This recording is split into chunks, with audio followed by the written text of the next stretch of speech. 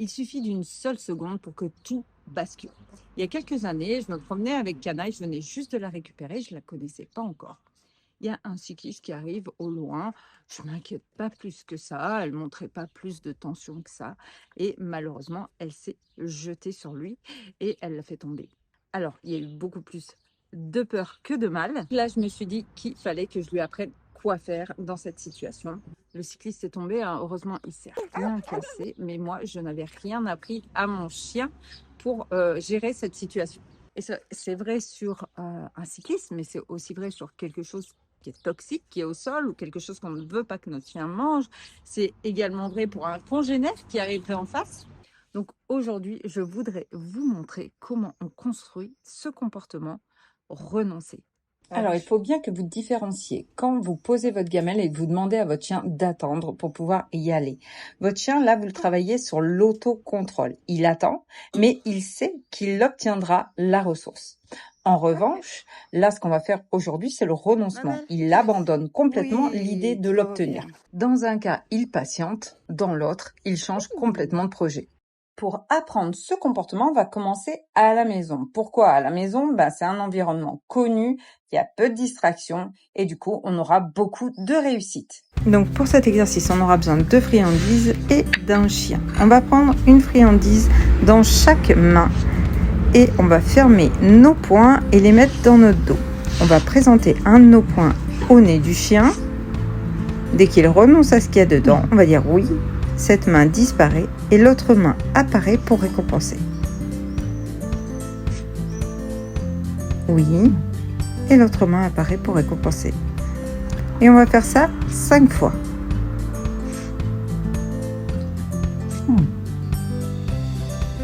Quand c'est OK pour notre chien, on va faire apparaître notre commande qui va être ici, tu laisses. Donc je vais dire tu laisses. Ensuite, je vais tendre mon bras. Dès que le chien renonce, je marque oui et je récompense. Tu laisses. Oui. Tu laisses.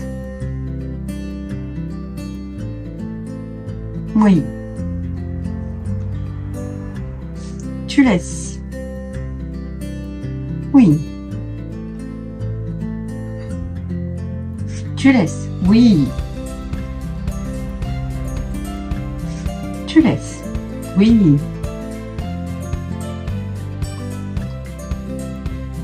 On passe donc à la 3e étape qui est maintenant la main ouverte. Donc je fais la même chose, je dis tu laisses, je présente la main ouverte sous le nez du chien. S'il y renonce, je marque oui et je récompense. S'il tente de prendre la friandise, je vais à ce moment-là refermer ma main jusqu'à ce qu'il laisse complètement sur une main ouverte. Oui. Tu laisses. Oui. C'est bon. Tu laisses. Oui. Allez, on passe à l'étape suivante qui est maintenant de poser la friandise au sol. Donc je vais dire tu laisses à mon chien poser la friandise au sol. Dès qu'il y renonce, je la reprends, je dis oui et je la récompense avec l'autre main. Oui. Et on y va progressivement. Ici, Canaille connaît déjà l'exercice, donc pour elle, c'est facile. Il se peut que vous mettiez beaucoup plus d'essais pour y arriver. Donc maintenant, je vais lancer ma friandise. Donc c'est exactement la même chose. Je vais dire à mon chien, tu laisses. Je vais lancer la friandise. Tu laisses. Voilà. Dès qu'elle y renonce, je dis oui, je récupère la friandise et je la récompense avec l'autre main. Canaille, tu laisses. Oui.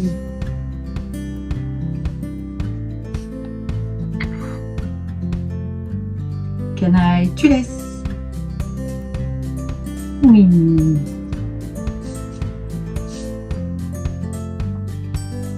Canaille, tu laisses. Oui.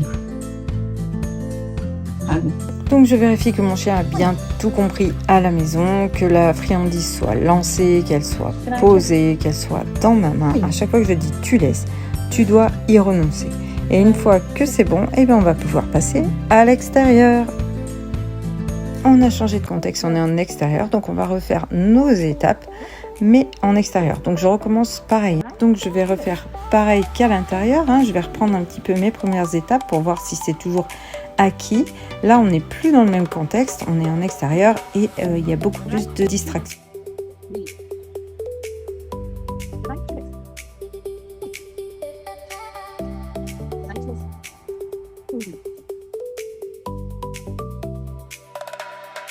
Le mécanisme est toujours exactement le même. Le chien voit quelque chose, il réfléchit, il choisit de renoncer et je récompense ce choix. On ne peut pas empêcher un chien d'avoir envie. En revanche, on peut lui apprendre quoi faire de cette envie. Ici, par exemple, sur des poubelles qui traînent sur le côté et là, avec ma belle, sur un petit serpent qui est au sol. Et que faire si mon chien prend quand même l'objet? Si ton chien il prend l'objet, c'est que l'exercice était trop difficile. Tu es allé vraiment trop vite dans les étapes. Donc il va falloir revenir sur une étape beaucoup plus facile et surtout ne pas dire non, ne pas punir. En parallèle du tu laisses, bien sûr, on va apprendre à notre chien à lâcher. Lâcher peu importe ce qu'il a dans la bouche, mais ça c'est un autre apprentissage. On pense souvent que le renoncement, c'est apprendre à son chien à obéir. Mais moi, je ne le vois pas comme ça. Pour moi, le renoncement, c'est avant tout une histoire de confiance. Quand je demande à mon chien de renoncer à quelque chose qui lui fait vraiment envie, je lui demande de me faire confiance. De croire que si je lui demande de laisser tomber cette opportunité, c'est qu'il y a une bonne raison. Et surtout, qu'il ne va pas y perdre au change. Parce que renoncer ne signifie pas être frustré. Renoncer, ça signifie faire un autre choix, un choix qui sera toujours récompensé. Maintenant, c'est à vous. Prenez votre temps, allez-y progressivement et ne brûlez pas les étapes. Plus votre chien accumulera des réussites, plus il prendra confiance. Et en plus, il vous fera confiance. Petit à petit, vous verrez qu'il choisira de plus en plus facilement de renoncer, même face à des choses qui lui donnent très envie. J'espère que cette vidéo vous aura été utile et si c'est le cas, pensez à mettre un petit pouce bleu, à vous abonner si ce n'est pas déjà fait et dites-moi en commentaire sur quoi vous aimeriez que je fasse la prochaine vidéo. Comme d'habitude, bon entraînement à tous!